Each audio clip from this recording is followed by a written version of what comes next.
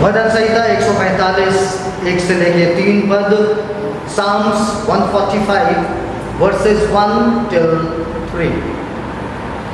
हे मेरे परमेश्वर, हे राजा, मैं तुझे सराहूंगा और तेरे नाम को सदा सर्वदा धन्य कहता रहूंगा। प्रतिदिन मैं तुझको धन्य कहा करूंगा और तेरे नाम की स्तुति सदा सर्वदा करता रहूंगा। यहोवा महान और अति स्तुति के योग्य है और उसकी बड़ाई अगम है।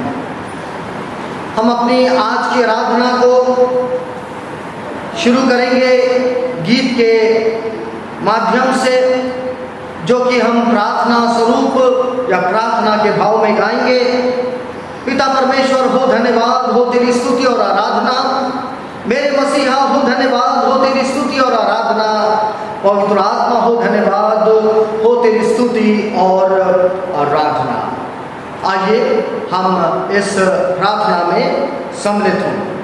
पिता परमेश्वर हो धन्यवाद हो तेरी स्तुति और आराधना। पिता परमेश्वर हो धन्यवाद हो तेरी स्तुति और आराधना। करता समर्पण आत्मा और जीवन, करता समर्पण आत्मा और जीवन, तेरी आराधना में तन मन धन, तेरी आराधना में तन मन धन। मेरे मसीहा हो धन्यवाद हो तेरी स्तुति और आराधना। मेरे मसीहा हो धन्यवाद हो तेरी स्तुति और आराधना। करता समर्पण आत्मा और जीवन, करता समर्पण आत्मा और जीवन, तेरी आराधना में तन मन धन, तेरी आराधना में तन मन धन। पवित्र आत्मा हो धन्यवाद हो तेरी स्तुति और आराधना।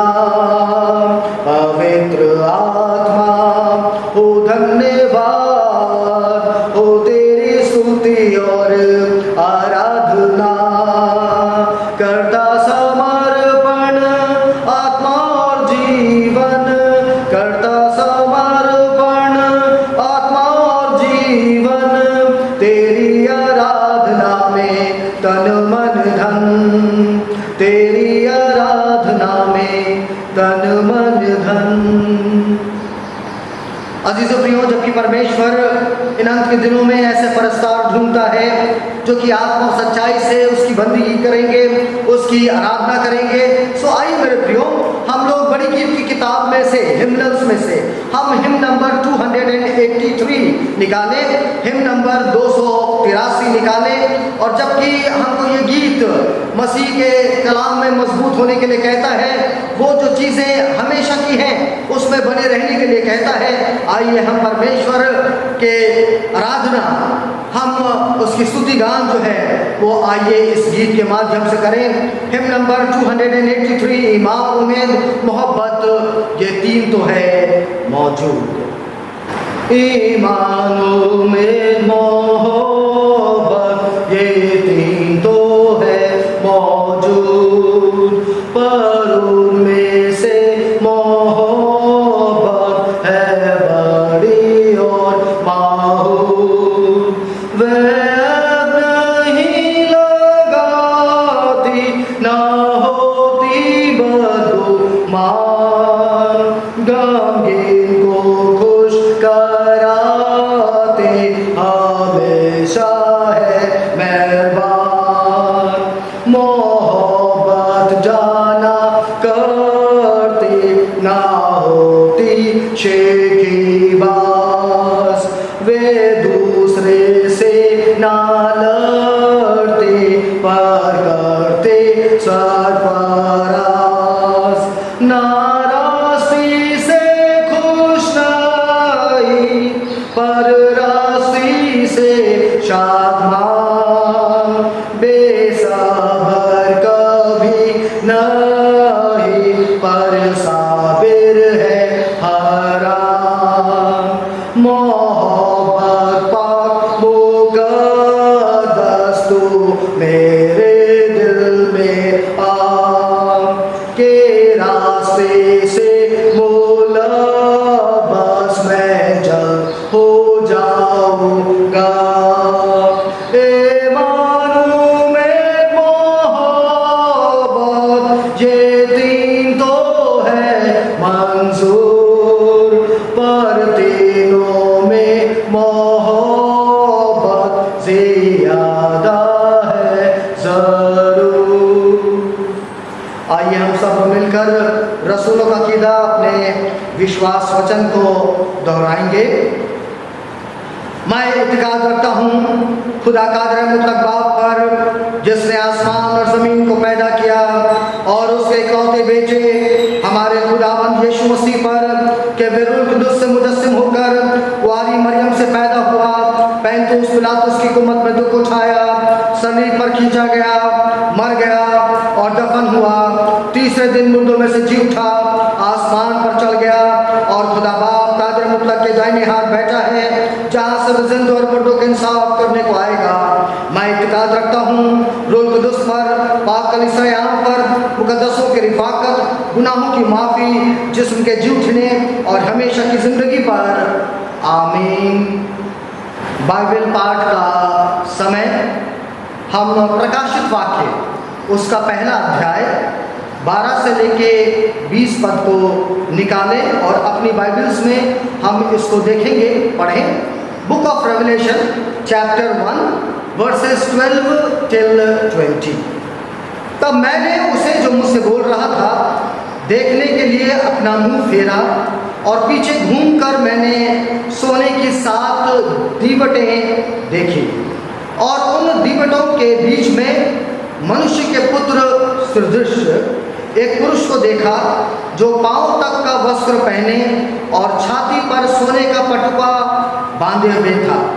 उसके सिर और बाल श्वेत ऊन वरन पाले के समान उज्ज्वल थे, और उसकी आंखें आग की ज्वाला के समान थीं। उसके पांव उत्तम पीतल के समान थे, जो मानो भट्टी में तपाया गया हो, और उसका शब्द बहुत जल के शब्द के समान था। वे अपने दाहिने हाथ में 7 तारे लिए हुए था, और उसके मुख से तेज 2 धारी तलवार निकलती थी। उसका मुंह ऐसा प्रज्वलित था जैसा सूर्य कड़ी धूप के समय चमकता है। जब मैंने उसे देखा तो उसके पैरों पर मुर्दा सा गिर पड़ा। उसने मुझ पर अपना दाहिना हाथ रखकर कहा, मत डर, मैं प्रथम और अंतिम और जीवता हूँ। मैं मर गया था और अब देख मैं युगानुयुग जीवता हूँ, और मृत्यु और अधोलोक की कुंजियाँ मेरे ही पास हैं। इसलिए जो बातें तूने देखी हैं और जो बातें हो रही हैं और जो बातें इसके बाद होने वाली हैं, उन सब को लिख ले, अर्थात उन 7 तारों का भेद जिन्हें तूने मेरे दाहिने हाथ में देखा था, और उन 7 सोने की दीवटों का भेद। वे 7 तारे 7 कलीसियाओं के दूत हैं, और वे 7 दीवट 7 कलीसियाएं हैं। परमेश्वर अपने वचन के पढ़े जाने, सुने जाने, मनन किए जाने और अमल किए जाने पर आशीष दें। आमीन। अजीजों, समय होगा कि अब हम परमेश्वर के वचन के ऊपर मनन करें, और जिस तरीके से हमने प्रकाशित वाक्य की पुस्तक उसका पहला अध्याय 12 से 20 पद निकाला हुआ है, आइए अब हम इसके ऊपर मनन करें। प्रकाशित वाक्य की पुस्तक उस समय में लिखी गई थी जब मसीह लोगों के विश्वास के कारण उनको सताया जा रहा था, यीशु मसीह प्रभु और स्वामी के रूप में जो वो लोग विश्वास करते थे, उस विश्वास के कारण उनको सताया जा रहा था। जब ये मसीह यीशु के अनुयायी आराधनालयों में, सैनेड्रिन में जाकर इबादत में शामिल होते और वहाँ पर प्रचार करते, तो यहूदियों के द्वारा सताए जाते। और जब परमेश्वर के वचन को, परमेश्वर की बातों को, अपनी गवाही को और सुसमाचार को जब वो अनजातियों के पास में लेकर जाते, तो तब वहाँ पर भी उनका विरोध होता और उन पर पत्थरवार किया जाता और उनको मारा जाता, उनको यातनाएं दी जाती, उनके ऊपर सताव होता था। और ये यहूदी लोग जो इनके पीछे पड़ गए थे, जहाँ जहाँ ये जाते, उस नगर और उस बस्ती में पहुंचकर उनको परेशान करते और उनका सताव करते और उनका विद्रोह करते थे। बड़ा ही लाजमी था कि प्रभु यीशु मसीह जबकि क्रूस पर चढ़ा दिए गए और उन्होंने अपने आप को हम सब के छुटकारे के लिए, मोक्ष के लिए उन्होंने अपनी जान सलीब पर, क्रूस पर दी। और फिर जब तीसरे दिन मुर्दों में से जी उठे, मृतकों में से जी उठे, मेरे प्रियो, ये तमाम लोगों के लिए एक कौतूहलता का प्रश्न बन गया या विषय बन गया था। लोग जल्दी ईमान, विश्वास करने में दिक्कत ला रहे थे और जल्दी विश्वास नहीं कर रहे थे। ऐसे में जब यूहन्ना परमेश्वर के वचन के लिए, अपनी गवाही के लिए और सुसमाचार प्रचार के लिए जब पतमुस टापू में सताव और यातना को झेल रहा था, उसी समय में प्रभु यीशु मसीह का न ही सिर्फ यूहन्ना के लिए लेकिन अपने उस युग के समस्त अनुयायियों के लिए, शिष्यों के लिए और इस समय में हम सब के लिए इस वचन को लेकर आता है और कहता है, मत डर, मैं प्रथम और अंतिम और जीवता हूँ। मैं मर गया था और अब देख मैं युगानुयुग जीवता हूँ और मृत्यु और अधोलोक की कुंजियाँ मेरे ही पास हैं। अजीजो प्रियो, हम प्रकाशित वाक्य उसका पहला अध्याय 12 से लेके 20 पद में एक महिमा से भरे हुए यीशु को देखते हैं। वो यीशु जिसका रूप जो है वो प्रकाशमय हो गया है, रोशनमय हो गया है और वो महिमा से भरा हुआ है। और आइए हम इन्हीं बातों को अब इन पदों में देखने की कोशिश करते हैं। प्रभु यीशु मसीह का रूप जो कि महिमा से भरा हुआ है, उसमें से प्रथम बात जो हम देखते हैं वो हमको 12वें पद में मिलता है, जहाँ पर इस प्रकार से लिखा है, तब मैंने उसे जो मुझसे बोल रहा था देखने के लिए अपना मुंह फेरा और पीछे घूमकर मैंने सोने की 7 दीवटें देखी। और फिर 13वें पद के प्रथम भाग में हम देखते हैं, और उन दीवटों के बीच में मनुष्य के पुत्र सदृश एक पुरुष को देखा। मेरे प्रियो, हमने इस अध्याय में देखा है कि प्रभु यीशु मसीह की, परमेश्वर की 7 कलीसियाएं के बीच में एक मनुष्य के पुत्र सदृश पुरुष का देखा जाना और ये दीवटें जो कि 7 कलीसियाएं जो कि विश्व की कलीसियाओं को दर्शाती हैं, हम पाते हैं पहले प्रथम भाग में कि प्रभु यीशु मसीह अपनी कलीसिया के बीच में वास करता है, इनड्वेल करता है। प्रभु यीशु मसीह ने कुरिन्थ की कलीसिया को और बाकी और समस्त कलीसियाओं को ये कहा कि तुम परमेश्वर का मंदिर हो, और परमेश्वर का मंदिर में परमेश्वर का वास होता है, और इसलिए कलीसिया के बीच में यीशु मसीह का वास है। इन सताओं के दिनों में, ऐसे समयों में जबकि इनसे कहा जाता है कि यीशु मसीह का इनकार कर दो, ये कलीसिया के लोगों के बीच में प्रभु यीशु मसीह का आना और ये कहना कि मैं तुम्हारे अंदर, तुम्हारे मध्य में, तुम्हारे बीच में मैं वास करता हूँ, तुम मेरा पवित्र मंदिर हो। मेरे प्रियो, ये प्रभु यीशु मसीह का पुनरुत्थ और महिमा से भरा हुआ चेहरा, उसकी ये देह जो है वो हमको ये बताती है कि वो हमारे कलीसिया के मध्य में वो वास करता है। मेरे प्रियो, उसके बाद में हम देखते हैं इसके पहले अध्याय के 13वें पद के दूसरे भाग में, जहाँ पर लिखा है, जो पांव तक का वस्त्र पहने और छाती पर सोने का पटुआ बांधे हुए था। मनुष्य का पुत्र यानी कि यथार्थ यीशु मसीह इस समय में अपने ग्लोरीफाइड रूप में हम देखते हैं कि वो पांव तक का वस्त्र चोगा जो है वो पहने हुए है और छाती पर सोने का पटुका बांधे हुए था। और ये विवरण तो हम महायाजकों के वस्त्र का पाते हैं कि लंबे चोगे के साथ में उनके सीने पर ब्रेसलेट में वो दर्शाता है कि ये महायाजकों का वस्त्र है, एक ब्रेसलेट है। और ऐसे में प्रभु यीशु मसीह का, मनुष्य के पुत्र का ऐसे रूप में दिखना, ये हमको बताता है कि यीशु मसीह अपनी कलीसिया, अपने लोगों के लिए प्रार्थना करता है। वो निरंतर एक महायाजक के रूप में, हाई प्रीस्ट के रूप में वो उनके लिए प्रार्थना करता है। पिता परमेश्वर से वो इंतजार करता है कि ये मेरे खून खरीदे लोग हैं और इन पर अपनी महाकरुणा बनाए रखें, इन पर दया दृष्टि बनाए रखें, और जैसे कि आपने मुझसे प्रेम किया है वैसे मैं इनसे प्यार करता हूँ, प्रेम करता हूँ। और इन सब के विश्वास की दृढ़ता के लिए और इनकी बढ़ोतरी के लिए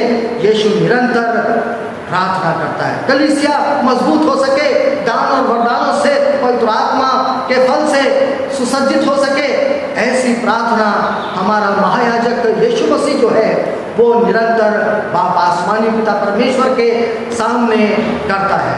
हमने इस पदों में से यही सीखा कि प्रभु यीशु मसीह महायाजक के रूप में वो समस्त विश्व भर की कलीसियाएं, जो कि ये 7 दिवटों के रूप में हमको देखने को मिलती है, वो प्रार्थना करता है हमारे मध्य में रहते हुए। एक और रूप जो कि प्रभु यीशु मसीह का, जो कि प्रकाशित है, जो कि महिमा से भरा हुआ है, उसी रूप में से हमको जो देखने को मिलता है, और वो ये है कि प्रभु यीशु मसीह जो है वो बुद्धि के साथ में, संपूर्ण बुद्धि के साथ में वो अपनी कलीसिया की अगुवाई करता है। और ये बात हमको 4वें पद में देखने को मिलता है, उसके सिर और बाल श्वेत ऊन वरनपाले के समान उज्जवल थे। ये बाल जो कि सफ़ेद, ये हमको हमारी संस्कृति में, हमारे कल्चर में हमको ये बताता है कि जिन लोगों के ऐसे बाल हैं वो अनुभवी लोग हैं, वो बुजुर्ग लोग हैं, और अनुभव के द्वारा उन्होंने ज्ञान हासिल किया है, उन्होंने ज्ञान के ऊपर समझ हासिल किया हुआ है, और इनके पास में बुद्धि है।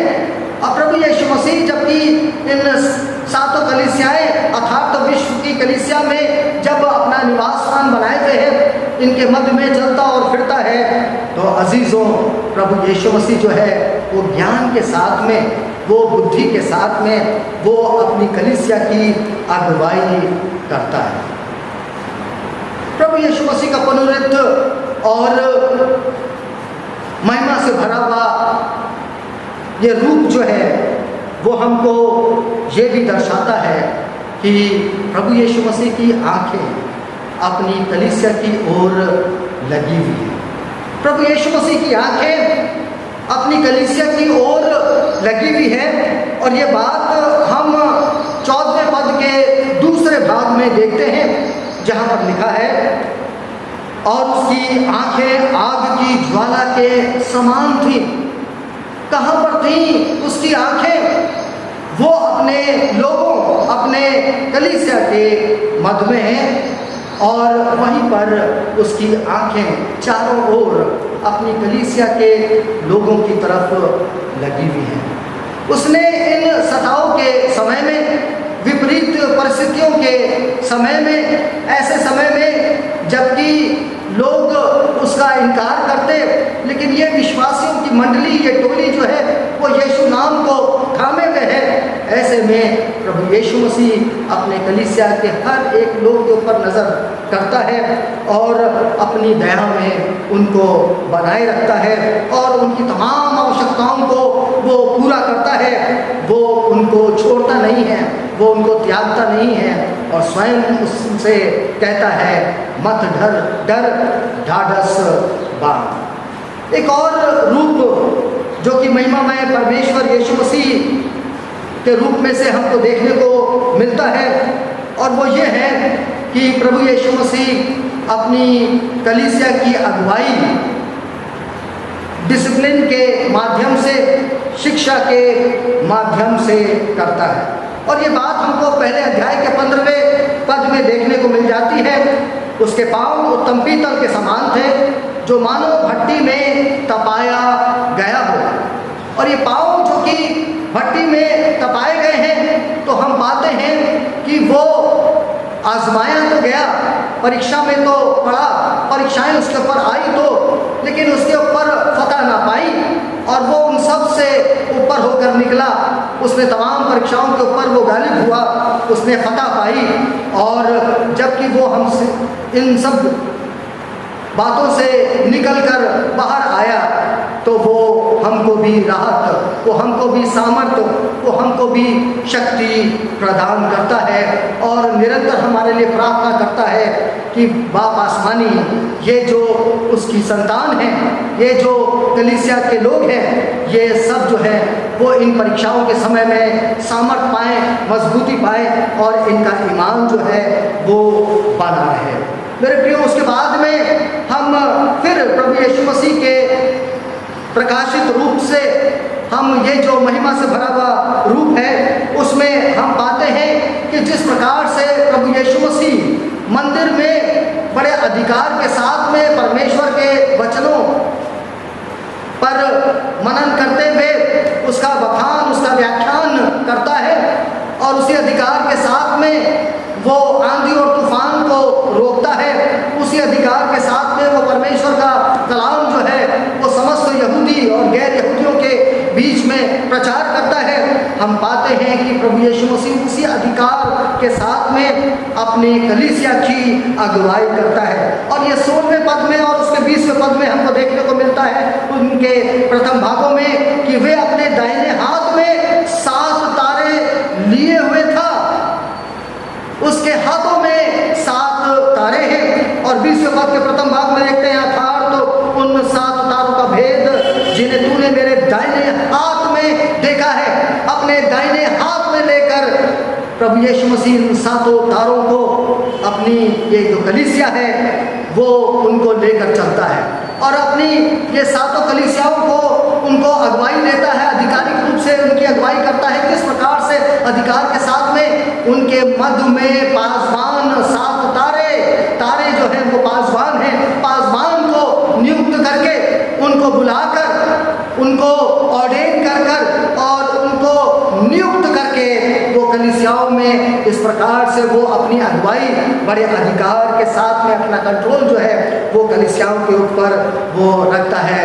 प्रभु यीशु मसीह के ये वचन हमको यहाँ पर देखने को मिलते हैं, उसका ये रूप जो कि अधिकार रखता है वो देखने को हमको मिलता है। उसके बाद में हम देखते हैं 16वें पद के द्वितीय भाग में कि प्रभु यीशु मसीह जो कि महिमा से भरा हुआ उसका रूप है, वो अपनी कलीसिया को बचाता है, उसकी रक्षा करता है, उसको सुरक्षा प्रदान करता है।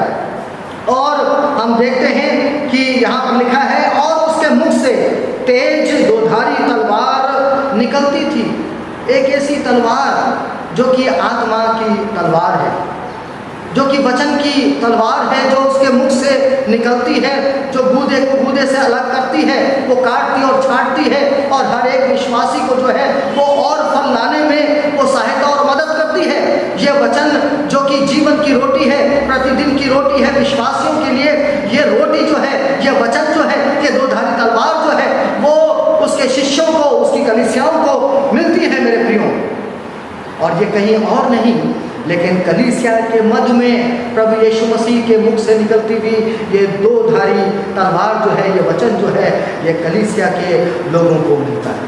और ऐसे में वो तमाम लोग जो कि कलीसिया के अंदर आकर वो तमाम फॉल्स हेरेसीज को लाते हैं और ऐसी बातों को जो कि बरगलाती हैं, मसीह यीशु के विश्वास से हमको दूर ले जाती हैं, यही वचन जो कि दो धारी तलवार है, परमेश्वर का वचन है, ये उनको काटता और छांटता और उनको हमारे मध्य में से दूर करता है।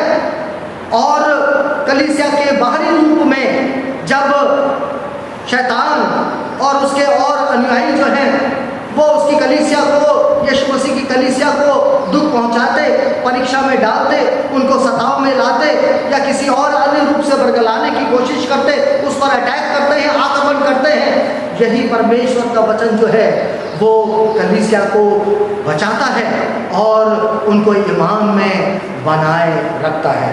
प्रभु यीशु मसीह अपने मुख से निकलती हुई दो धारी तलवार से अपने तमाम दुश्मनों को दूर करता है, कलीसिया के दुश्मनों को दूर करता है और उनको बचाता है।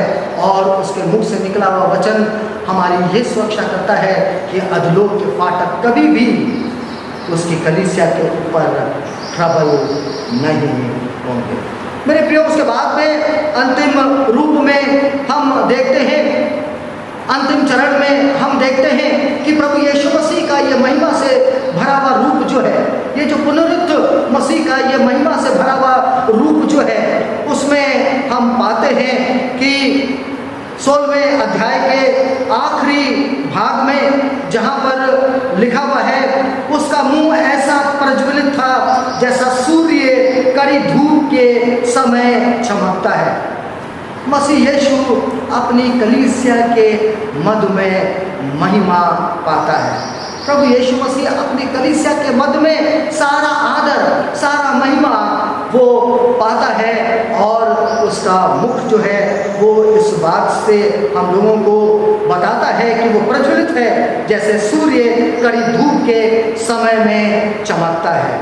मेरे प्रियो, मैं अब समाप्त करना चाहूँगा इस रिस्पॉन्स को देखकर जो कि यूहन्ना प्रभु यीशु मसीह का ये पुनरुत्थ और साथ में महिमा से भरे हुए रूप को देखता है। और वही रिस्पॉन्स हमारा और आपका भी होना चाहिए कि परमेश्वर का पाक कलाम यहाँ पर हमको बताता है कि यूहन्ना जो है वो ऐसे रूप को देखकर यीशु मसीह के वो मृतकों के समान उसके पैरों पर गिर जाता है। मृतकों के समान वो निर्जीव जीव की तरह वो यीशु मसीह के पैरों पर गिर जाता है। ऐसा तो साष्टांग प्रणाम, ऐसा साष्टांग जीवन का समर्पण जो है वो अवश्य है कि हमारा और आपका भी हो, जैसे कि यूहन्ना का हुआ था। डर और भय जो है ऐसे रूप को देखकर जरूर है कि हम देखें कि उसके हृदय में आ गया था, लेकिन प्रभु यीशु मसीह के समक्ष उसका ऐसा समर्पण, ऐसा प्रेम भी हमको इन पदों में दिखाई पड़ता है। और ऐसा ही रूप जबकि प्रभु यीशु मसीह हमारे ऊपर अपने वचन के माध्यम से उसने प्रकट किया है, तो मेरे प्रियो, हम भी आइए प्रभु यीशु मसीह के समक्ष अपना समर्पण करें और हम उसके सामने नतमस्तक हो जाएं, साष्टांग हम अपना प्रणाम करें और उसके सामने अपने जीवन का हम समर्पण करने वाले हो सकें। एक बार फिर से मैं क्राइस्ट मेथोडिस्ट चर्च, ये जो कलीसिया यीशु मसीह की खून की खरीदी हुई कलीसिया है और वो तमाम कलीसियाएं जो कि यीशु मसीह ने अपने नाम से स्थापित करी, उनके विश्वास का सृजन किया और उनके विश्वास को सिद्ध करती है, मैं उन कलीसियाओं को संबोधित करता हूँ कि प्रभु यीशु मसीह ऐसे सताव के समय में, ऐसी विपरीत स्थितियों में, ऐसी महामारी और मरियों के समय में प्रभु यीशु मसीह हमसे कहता है, मत डर, मैं प्रथम और अंतिम और जीता हूँ। अधोलोक की कुंजियाँ मेरे हाथ में हैं, मृत्यु की कुंजियाँ मेरे हाथ में हैं। अब वो शैतान जो कि मृत्यु के ऊपर स्वामी था, अब वो हमारा बिगाड़ नहीं कर सकता, क्योंकि प्रभु यीशु मसीह अधोलोक में उतरकर उन मृत्यु की कुंजियों को अब उसने अपने हाथ में ले लिया है। और मौत जो कि हमारा आखिरी दुश्मन था, उसको हराया, उसके ऊपर फतह हासिल करी, और अब वो समस्त लोगों को आज़ाद और स्वतंत्र करता है कि वो अब मृत्यु के डर से शैतान के गुलाम ना बन जाएं, लेकिन यीशु मसीह में आज़ाद होते हुए अब वो सच्चे जीवते परमेश्वर यीशु मसीह की आराधना के लिए स्वतंत्र हो जाएं और उसकी बड़ाई करें। और यीशु मसीह में जैसे कि वो महिमा से भरा हुआ, प्रकाश से भरा हुआ, ज्योति से भरा हुआ वो उसका चेहरा है, उसका रूप है, हम उसी प्रकार से उसकी रोशनी में चलने वाले हो जाएं और रोशनी के पुत्र कहलाए, पुत्रियां कहलाएं, और हम ज्योति की संतान के समक्ष हम ज्योति के कार्य करने वाले हो सकें। तमाम पाप और तमाम अंधकार जो है वो हमारे जीवन से जाता रहे, क्योंकि यीशु मसीह ने कहा कि मत डर। और जब इन शब्दों को कहा तो उसने यूहन्ना के कंधे के ऊपर हाथ रखा। यीशु मसीह आपके और मेरे कंधे के ऊपर हाथ रखकर हमको सामर्थ प्रदान करता है और कहता है, मत डर, ढांढस बांध, क्योंकि मैं ही अल्फा और ओमेगा हूँ, मैं ही प्रथम और मैं ही जो हूँ वो अंतिम और जीवता। परमेश्वर इस वचन के माध्यम से आप सबको आशीषित करें और अपने चेहरे का प्रकाश जो कि उसकी महिमा से भरा हुआ है आपके जीवन को प्रकाश दे। हम सब कहें आमीन। हम परमेश्वर का धन्यवाद देते हैं कि परमेश्वर ने आज अपने वचन से हमसे बातें करी हैं। आइए अब हम अपनी आंखों को बंद करें और अपनी इस अंत की दुआ में हम लोग शामिल हों और फिर हम कलाम बरकत से विदाई लेंगे। हम प्रार्थना करें। सर्वशक्तिमान अनुग्रहकारी सामर्थी महान परमेश्वर,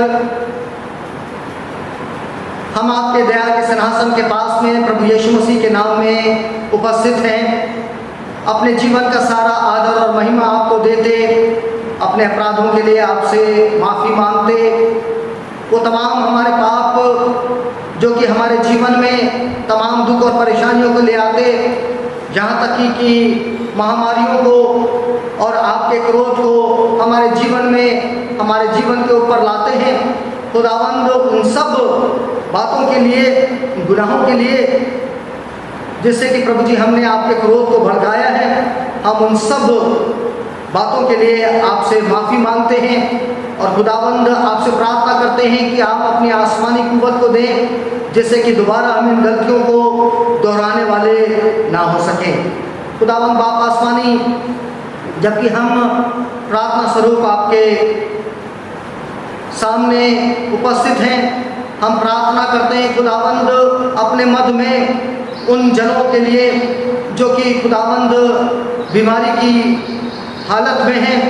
खुदावंद हम अपने कलीसिया के लोगों के लिए भी प्रार्थना करते हैं जो कि बीमार हैं। खुदावंद हम प्रार्थना करते हैं मिस्टर वॉल्टर डैनियल के लिए, मिस ई जोएल के लिए, मिस्टर विनय डॉयल, मिसेस लता मैसी और ऐसे तमाम हमारे वो जन जो कि बुजुर्ग हैं और अपने शरीर में कमज़ोर हैं, बीमार हैं। खुदावंद आपसे प्रार्थना करते हैं कि आप अपने छिदे हुए हाथ को बढ़ाकर प्रभु यीशु मसीह उनको छू लें और उनको शिफा बख्शें।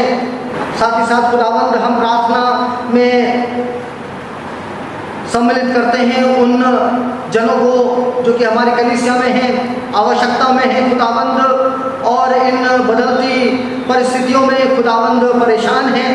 लॉकडाउन की इस स्थिति में खुदावंद हमारे पास में अनेक आवश्यकताएं हैं और हम जरिए ढूंढते हैं कि खुदावंद हमारी आवश्यकताएं पूरी करी जा सकें। लेकिन खुदावंद इस समय में हम असमर्थ हैं, और खुदावंद अपनी इसी कमजोरी में खुदावंद हम अपनी नजरें आपकी तरफ लगाते हैं, ये जानते और मानते हुए कि महान दाता परमेश्वर आप हैं, उपाय करने वाले परमेश्वर आप हैं। और इसीलिए खुदावंद बाप आसमानी, हम यीशु के नाम से खुदावंद तमाम अपनी आवश्यकताओं की पूर्ति के लिए आपकी तरफ नजर करते और अपनी आवाज़ को उठाते कि खुदावंद आप हमारे लिए उपाय करें और आप हमारी जिंदगियों की इन परेशानियों के लिए खुदावंद हल को निकालें, क्योंकि आप हमारे महान दाता परमेश्वर, हमारे चिंता करने वाले हमारे परमेश्वर हैं। आप हमारे पिता हैं जो अपने बच्चों के ऊपर अपने प्यार को उंडेलते हैं। तो खुदावंद हम आपके बुजुर्ग नाम की बड़ाई करते हैं, आपकी स्तुति करते हैं, क्योंकि आप हमारा ख्याल करते हैं और हमारी आवश्यकता से बढ़कर आप हमको चीज़ें प्रदान करते हैं। खुदावंद इस लॉकडाउन की स्थिति में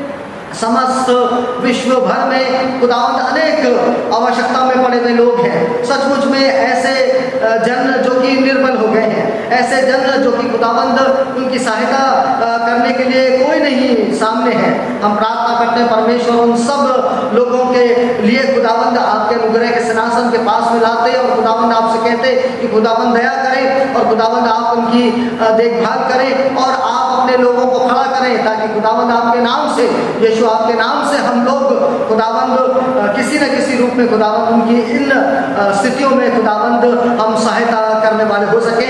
खुदावंद आप हम पर दया करें, हमारी आपसे ये प्रार्थना है। प्रार्थना है खुदावंद अपने कलीसिया के लोगों के लिए, हर एक छोटे से लेके बड़े बुजुर्ग मेंबरान के लिए खुदावंद आप हमारे हावी हैं। खुदावंद हमारे जीवन आपके हाथों में है। यीशु मसीह आप हमारे मास्टर हैं, स्वामी हैं। खुदावंद आप हमारे जीवन को अपने हाथ में सुरक्षित रखने वाले परमेश्वर हैं, और इसलिए खुदावंद अपनी प्राण दे आत्मा को हम आपके हाथों में सौंपते हैं और खुदावंद विनती करते हैं कि आप हम सब के ईमान को बरकरार रखें, स्थिर रखें, दृढ़ रखें, और आप हमारे ईमान की बढ़ोतरी करें। खुदावंद ऐसी स्थितियों में जबकि खुदावंद हम डरे हैं, ऐसी स्थितियों में जिसमें कि हम परेशान हैं, ऐसी स्थितियों में खुदावंद जबकि हमको सिवाय विनाश के और कुछ नहीं दिखाई पड़ता, वो खुदावंद आप जो हमारे दृढ़ नगर हैं, खुदावंद आप जो हमारा मुकाम किला है, आप जो हमारे खुदावंद रक्षा करने वाले परमेश्वर हैं, खुदावंद हम आपके मजबूत हाथों को पकड़ते हैं और खुदावंद आपसे विनती करते हैं कि आप अपनी बाहों में, अपनी गोद में हमको ले लें और खुदावंद हमें सुरक्षा प्रदान करें और तमाम भय की आत्मा को खुदावंद यीशु मसीह आप हमारे कलीसिया में से दूर करें, हमारे देश में से दूर करें और हमारे विश्व में से प्रभु जी आप उसको दूर करें। और खुदावंद आप हमको राहत दें। खुदावंद आप जो है अब अपने क्रोध को हमारे ऊपर से हटाएं और खुदावंद आप अपनी दया दृष्टि में हमको स्मरण करते हुए खुदावंद अपनी आशीषों से हमको भरपूर करें और खुदावंद हम हमको ऐसे लोग बनाएं कि हम आपसे प्यार करें और खुदावंद आपको स्मरण करें और आपकी तमाम नियामतों के लिए खुदावंद हम आपको धन्यवाद देने वाले हो सकें। हम प्रार्थना करते हैं अपने शहर के लिए, खुदावंद अपने प्रदेश के लिए और अपने देश के लिए। खुदावंद नहीं सिर्फ आप हमारे हाकिमों को खुदावंद आप बुद्धि प्रदान करें और सामर्थ्य इस समय में प्रदान करें, लेकिन हम प्रार्थना करते हैं खुदावंद की एक भक्ति का माहौल हमारे देश में, हमारे शहर में, हमारे प्रदेश में बना रहे, जिससे कि खुदावंद हम स्वतंत्रता के साथ में आपकी आराधना करें। खुदावंद ऐसी महामारी के स्थितियों के समय में खुदावंद प्रार्थना है कि आप हम सबको चंगा रखें। खुदावंद आप इस कोरोना महामारी से आप हमको बचाएं और खुदावंद तमाम लोग जो इससे संक्रमित हो गए हैं, हमारी एक बार फिर से आज आपसे ये प्रार्थना है कि खुदावंद आप उनको शिफा दें और खुदावंद तमाम जितनी खुदावंद एक्टिविटीज़ हो रही हैं खुदावंद राहत देने की, खुदावंद शिफा देने की, हम प्रार्थना करते हैं खुदावंद के उन सब के ऊपर आपकी बरकत का हाथ हो और खुदावंद हम इस महामारी पर विजय प्राप्त करने वाले हो सकें। प्रभु यीशु मसीह आपके लहू के वसीले से प्रभु जी हम आपकी स्तुति और आपकी बड़ाई करते हैं और आपके लहू की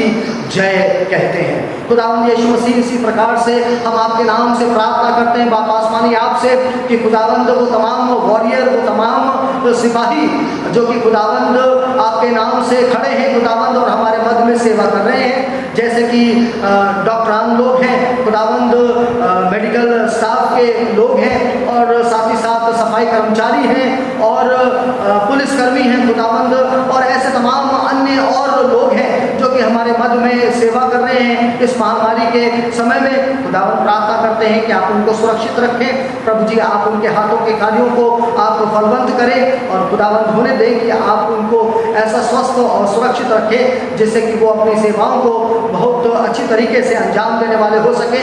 और खुदावन हम यीशु मसीह आपके नाम से उनको आशीषित करते हैं। अब ये जानते और मानते हुए खुदावन की आप हमारी सारी प्रार्थनाओं को जानते हैं, हमारी आवश्यकताओं को जानते हैं। हम यीशु आपके नाम से बाप आसमानी आपके हाथों में सौंपते हैं। खुदावन, चूँकि आपने स्वयं कहा है कि आप हमारे लिए चिंता करते हैं, इसलिए बाप आसमानी हम अपनी तमाम प्रार्थनाओं के विषय को, अपनी चिंताओं को, अपने डर को खुदावन आपके हाथों में सौंपते हैं। ये जानते और मानते हुए कि खुदावन आप हमारी भलाई करते हैं, आप हमारे लिए चिंता करते हैं और खुदावन हमारी भलाई के लिए आप योजनाएं बनाते हैं। ये जानते और मानते हुए कि आपने हमारी दुआओं को सुना है, कबूल किया है। खुदावन यीशु मसीह अपनी राहों पर लेकर चले और खुदावंद आपके चेहरे की रोशनी जो है वो हम सबके जीवन को प्रकाश दे। अब हम ये प्रार्थना मसीह यीशु के नाम से मांगते हैं, जिन्होंने ये प्रार्थना करना हमें सिखलाया है। आए हमारे बाप, तू जो आसमान पर है, तेरा नाम पाक माना जाए, तेरी बादशाहत आए, तेरी मर्जी से आसमान पर पूरी होती है, ज़मीन पर भी हो। हमारी रोज़ की रोटियां हमें बख्श दे, जिस प्रकार से हम अपने कसूरवारों को माफ़ करते हैं, तू भी हमारे कसूरों को माफ़ कर। हमें आजमाइश में न ला, परंतु बुराई से बचा, क्योंकि बादशाहत, कुदरत और जलाल हमेशा तेरे ही हैं। आमीन। अब हमारे प्रभु यीशु मसीह का अनुग्रह, पिता परमेश्वर का प्रेम और पवित्र आत्मा की संगति और सहभागिता अब से लेकर हमेशा तक हम सभी लोगों के साथ में होती रहे, जब तक कि हम फिर दोबारा न मिलें। आमीन।